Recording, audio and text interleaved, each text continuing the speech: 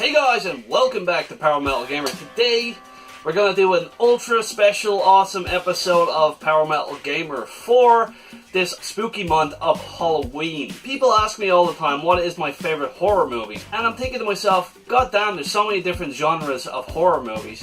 Which one is my favorite? So I had to kind of narrow it down between zombie movies and slasher movies. And probably I'd go for the slasher movies, personally, because of all the tension and the thriller elements that those movies have. So right here, I've been beating myself around the bush with what is my favourite slasher movies. Right here I have a top 10 list. My personal favourite, by the way. Don't be offended if your favourite isn't on this list. And I'd like you to leave a comment below afterwards. And do be warned, there might be some spoilers for some very, very old movies. So anyways, without further ado, let's jump straight into this shit, shall we? Starting off with number 10. So, rewinding all the way back to 1981 came an awesome fucking slasher movie called The Prowler. Now, this movie was called Rosemary's Killer Elsewhere in the World. Preferably, I would prefer that name, but whatever, we're just going to call this The Prowler. Anyways, it was directed by Joseph Zito, and the special effects were done by none other than the fucking awesome Tom Savini. Anyways, this movie is kind of fresh in my mind because I watched it recently. And the start of the movie starts off in 1945 during the Second World War. And this girl, she's writing like a letter to her boyfriend that's in the war, thinking that she's never going to see him again. So she leaves like this letter, whatever. But the same girl that writes the letter, she goes out to a graduation party, and a dude just turns up in full fucking army uniform with his face covered and stuff like that, and kills her and a new guy that she's dating with a fucking pitchfork. So, movie then forwards on 35 years later, and school opens up, the graduation it happens again, and people start getting killed off again. And the killer is doing this trademark thing where he leaves his rose down on the bodies. Some of the fucking gore, some of the murders in it are so gruesome, and Tom Savini is a special arts absolute fucking master. But some of the deaths really, really got me, man. It was like the guy getting stabbed in the head with a big, huge combat knife, and it comes out like through his chin. And then there's the scene where the woman gets her throat slit, and she's just like kind of floating under the water, and blood's going everywhere. Fuck me, this movie was gruesome as hell. Awesome slasher movie. I'm not gonna say any more, it might spoil it, but sure, go ahead and check this out. It's called The Prowler, 1981, directed by Joseph Zito. I'll repeat myself, but sure, fuck it, go check it out, man. Number 10.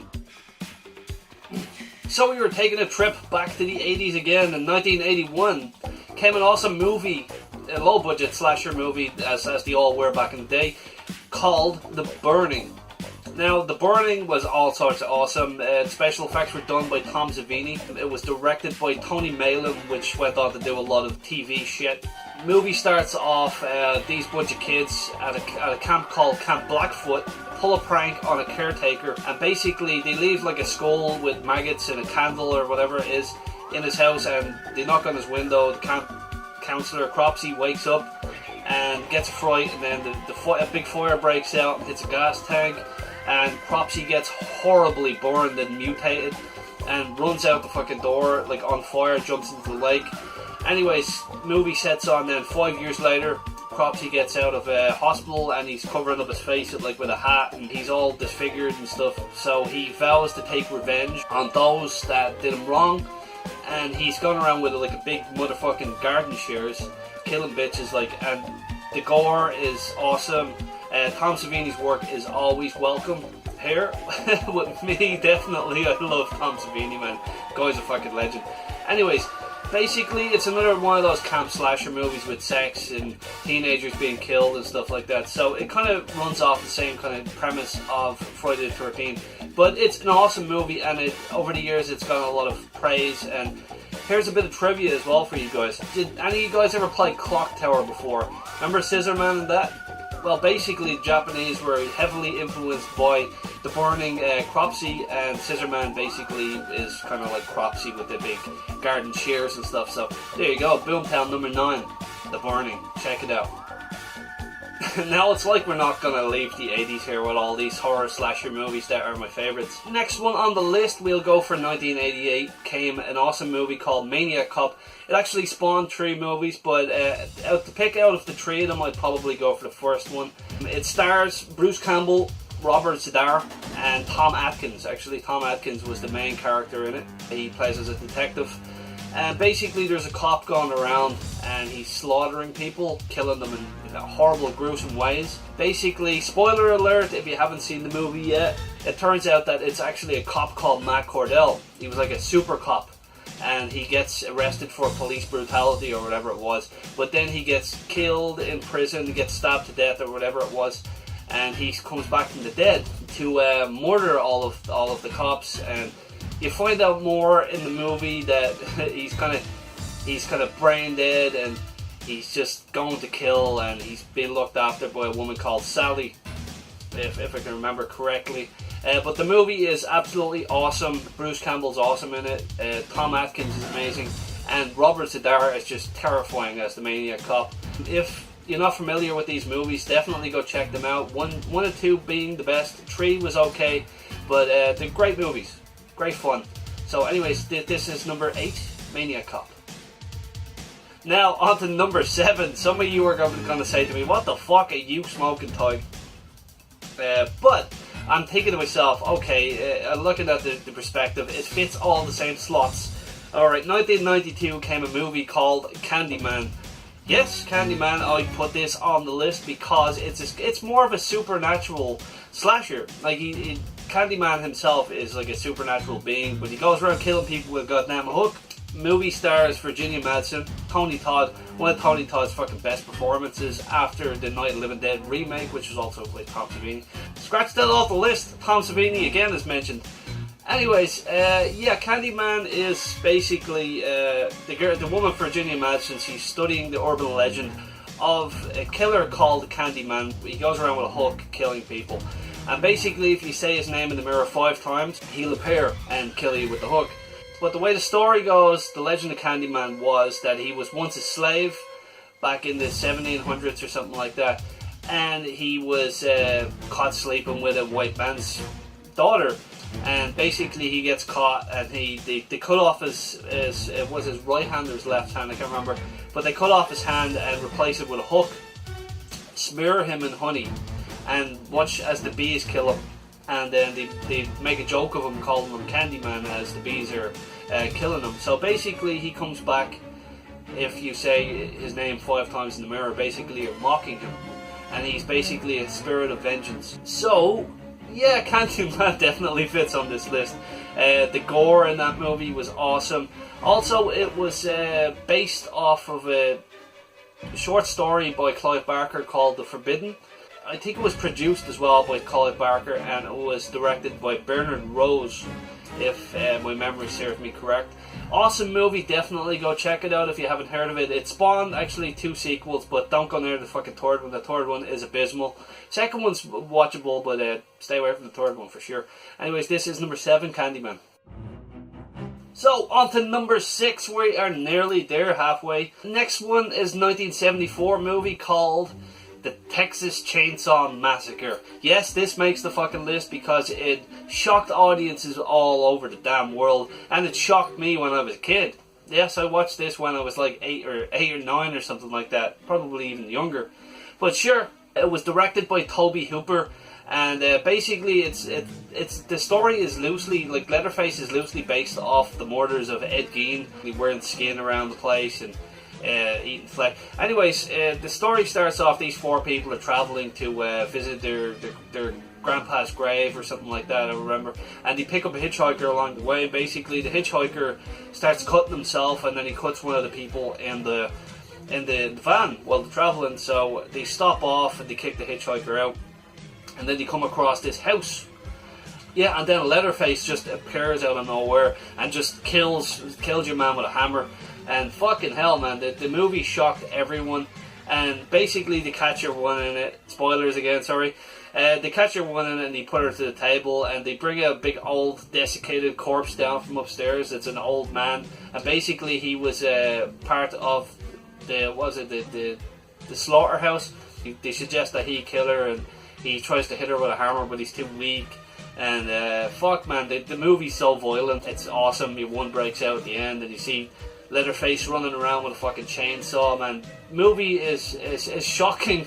I did like kind of like the remakes, but the original in my eyes is still the best Texas Chainsaw Massacre. The second one was pretty good as well. Leatherface was good, but yeah, Texas Chainsaw Massacre is number 6 on this list.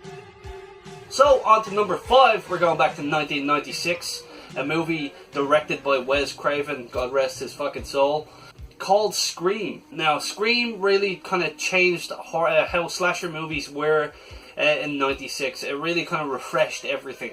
Anyways, let's talk about who's in it. Right, who's in it? We got David Arquette, Courtney Cox, Neve Campbell, and Drew Barrymore. Actually, the movie starts off with Drew Barrymore's character, Casey. She gets like a random phone call off a stalker or whatever. The stalker's like, "What's your favourite scary movie?" And then she kind of pays homage to Halloween. What's your favourite movie? Like Michael Myers and Halloween. And then it kind of forwards on to a character called Sidney Prescott, which is played by Neve Campbell. She's gone through all this shit because her mother was killed by someone, and the killer is kind of coming around, and he's killing all of Neve's friends, and he's stalking her. And there's an awesome, shocking revelation at the end of the movie, which you have to go watch it yourself. I'm not going to spoil it here for you. So if you haven't seen Scream, go watch it. There was actually a couple of sequels to it as well, but nothing goes near the first one. Second one's decent, third one's fucking terrible, fourth one's kind of okay, and it actually spawned an MTV series actually called Scream, which is actually decent enough. I watched both seasons and I enjoyed it. So yeah, if you haven't seen Scream, go watch it. This is number 5 on the list. So now, here we are on to number 4. We're edging so close to my top 3. It's starting to get a bit nerve-wracking around here. So anyways, number 4 on my list is Child's Play 2, which came out in 1990, written by Don Mancini, and it was directed by John Lafayette. Why did I pick the second one over the first one? Well, I just enjoy the characters a lot more and the setting a lot more. Basically, the movie starts off, Chucky was destroyed 2 years prior, and basically Andy Barkley, the kid, his mother gets sent off a mental institution, which means Andy, played by Alex Vincent, gets sent to foster care. And basically the company that did the Good Guy dolls are really suffering the blow because of Andy's claim that the doll was a killer. And they recreate the Chucky doll using the skull of the doll that was possessed in the first movie. And basically he comes back, voiced again by the awesome Brad Dourif. Man, Brad Dourif is a fucking legend. That voice, you'd know from a mile away. That's Chucky, man. That's even in other movies, like you'd be like, Jesus Christ, that's Brad Dourif, man. That's Chucky, you know. Anyways, Child's Play 2 was absolutely incredible. It really stepped up the game from the first one. The deaths in part 2 were awesome. Fuck, man, the second movie was just cool. The whole scene when Uncle Phil on the stairs, he's like, "How's it hanging, Phil?" And he pulls the golf club out, and Phil lands, and he snaps his neck. Fuck yeah, the second Child's Play definitely is number 4 on this list. There's a couple of Chucky movies. There's Child's Play 1, 2, 3, and then it went on to The Bride of Chucky, Seed of Chucky, and then The Curse of Chucky. Now, I'm not really into The Bride or Seed because I don't really like the comedy aspect that they went with. But I did enjoy The Curse of Chucky because I had that kind of tension thriller again. But anyways, number 4 on this list is Child's Play 2 for sure, definitely. So here we are in my top 3 slasher movies of all time. We will go to 1987 for this one. And it's my favourite in the Nightmare on Elm Street series. That is Nightmare on Elm Street Part 3, The Dream Warriors. And why do you ask?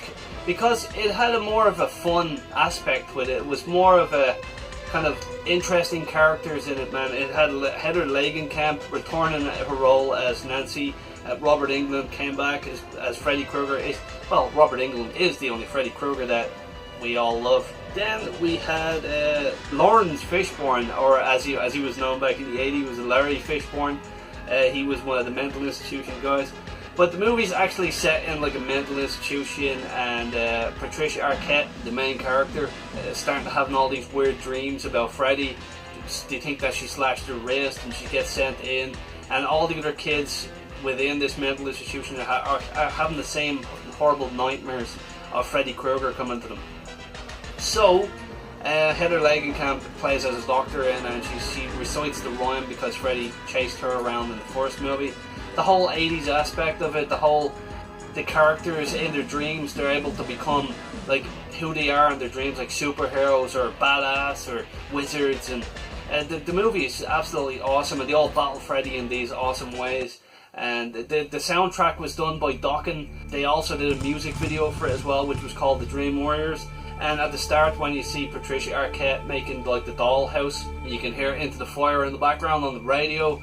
Man, the movie is all sorts of fucking awesome. It's the most exciting Nightmare on Elm Street out of all of them. The Nightmare on Elm Street series actually spawned 7 movies, a reboot, and a collab with Jason from Freddy vs. Jason. So definitely recommend the third one out of all of them because it's the most fun. Still love the first one, it's still a classic, but definitely third one is number 3 on this list.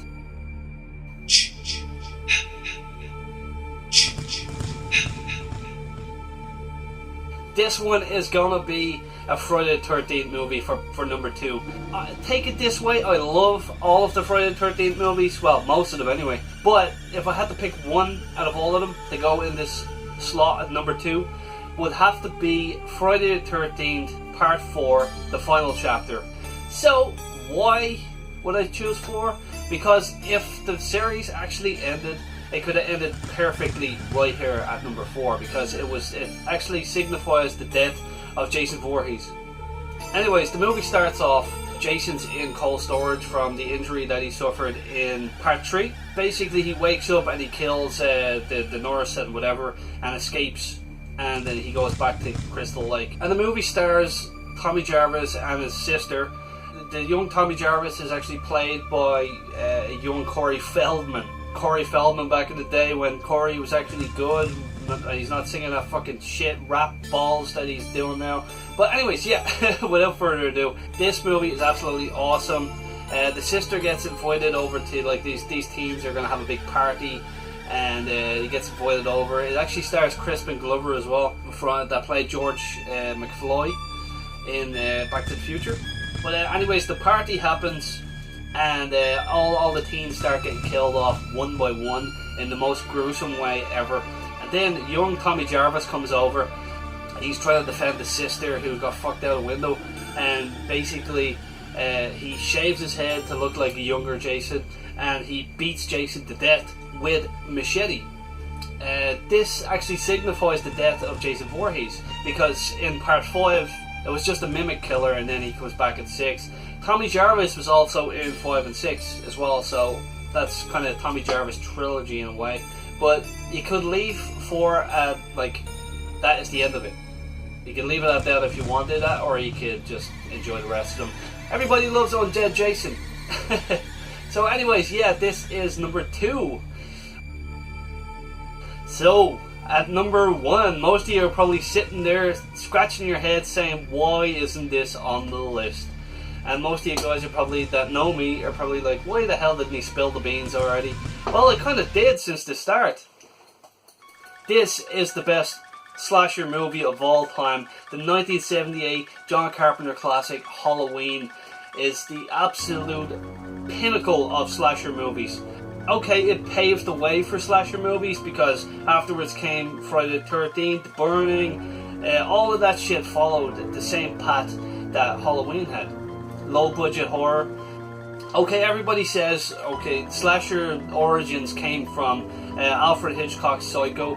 I agree, that movie had awesome tension, an amazing atmosphere, great setting, but it doesn't strike me as much as all of the other slashers on this list. Why? Because sometimes I like the gore and sometimes I like the atmospheric tension. And the atmospheric tension in Halloween is so fucking high. Even though the movie didn't have a lot of gore, it left a lot of things to your imagination. I think that is the scariest thing about Halloween. So let me tell you a bit about the story for a second.